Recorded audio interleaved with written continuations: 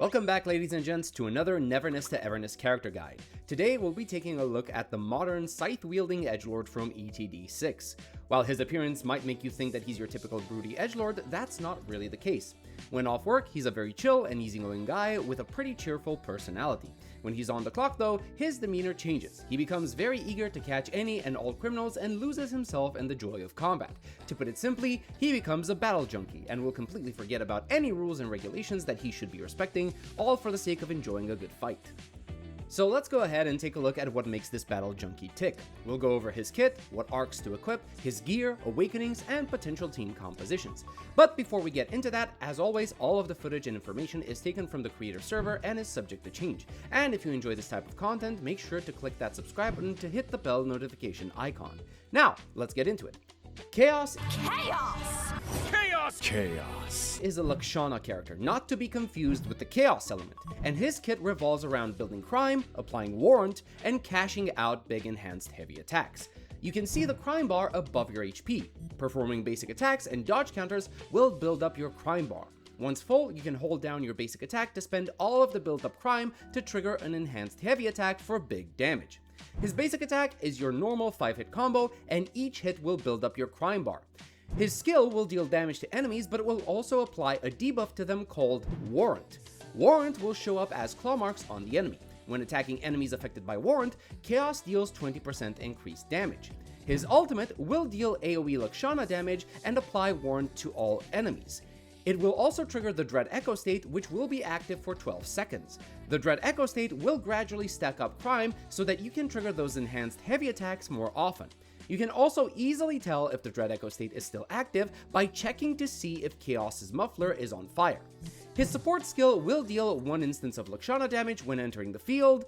Meanwhile, the 2 upgrades are pretty great additions for improving his damage. The first upgrade buffs the Remora reaction to deal Lakshana damage equal to 800% of attack when Remora's timer ends. It also has the added benefit of increasing this damage by an extra 45% for each second beyond the base 5-second duration of Remora. This means that to take full advantage of this upgrade, you're going to have to pair up Chaos with Hathor, as she is the only one in the game who can extend the duration of Remora from 5 to 12 seconds. The second upgrade will make it so enemies afflicted by Warrant will take 30% more damage instead of the default 20%. For life skills, Master Angler will make the fishing activity much easier by reducing fish stamina, making bait more effective, and increasing the limit of the daily high value orders. The other life skill, called Memory/Anchor, will increase the amount of custom teleport waypoints Chaos can place from 1 to 2. You can do this by holding down G on your keyboard anywhere in the world, and you'll leave behind this tear in the fabric of reality that you can use to return to at any time. There's one more thing that I want to mention, and that's the added effect to his plunging attack. While the damage is completely inconsequential, it's great for its tracking effect, which will mark all enemies around you, allowing you to see them even through walls. With his kit now covered, I'm sure people have already picked up on his simple playstyle. You want to apply Warrant with his skill first, then unleash his ultimate to benefit from the 20% damage buff while building up your crime bar and unleashing multiple enhanced heavy attacks. Next, let's talk weapons. His signature, What's Desired, will be his best in slot for the extra crit rate, crit damage, and Lakshana damage. Camellia Society is the next best option as it grants crit rate and crit damage. Your third option is going to be the Battle Pass weapon Fluff of Ferocity. Using this weapon means you're going to have to build more crit rate from your cartridge and modules though.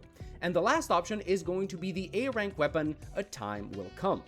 Moving on to his cartridge, Chaos is going to want Street Boxer for the 10% Lakshana damage and increase 28% crit rate, but you need to pay attention not to overcap your crit rate with Chaos.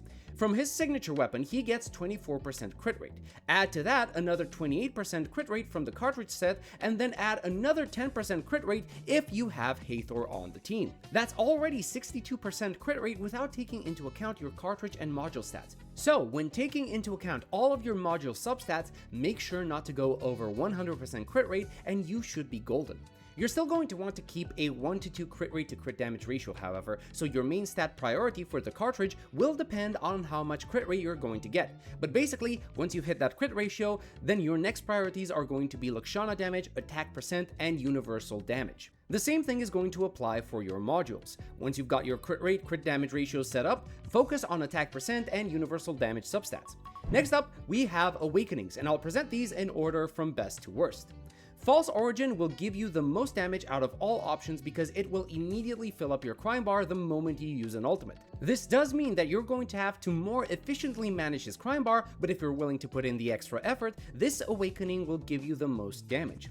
If you don't want to bother, then the next option is Charge/Sin, that reduces the enemy's defense by 20%. Amber Flame comes up in 3rd place with its 30% increase to crit damage for 20 seconds whenever you use your ultimate. 4th place goes to Void Gaze for a 20% boost to your damage when there's only one enemy on the field that's affected by Warrant. 5th place will be Piercing Insight for the extra 40% crime buildup when attacking enemies affected by Warrant. And last place goes to Drowning Tide, which isn't really useful as all it does is transfer Warrant from a target you defeated to another enemy that does not have Warrant on them.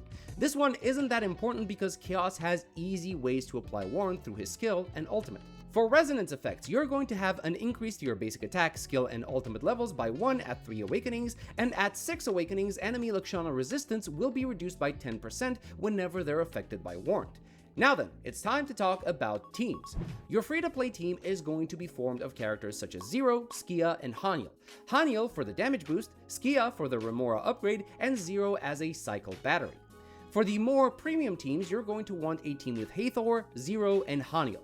This is going to be your Stain and Remora team, where you'll want to use Haniel to apply Stain to buff up all incoming Lakshana damage. Meanwhile, Hathor and Chaos will buff up the Remora cycle to deal actual heavy damage, and Zero will serve as the team's cycle battery.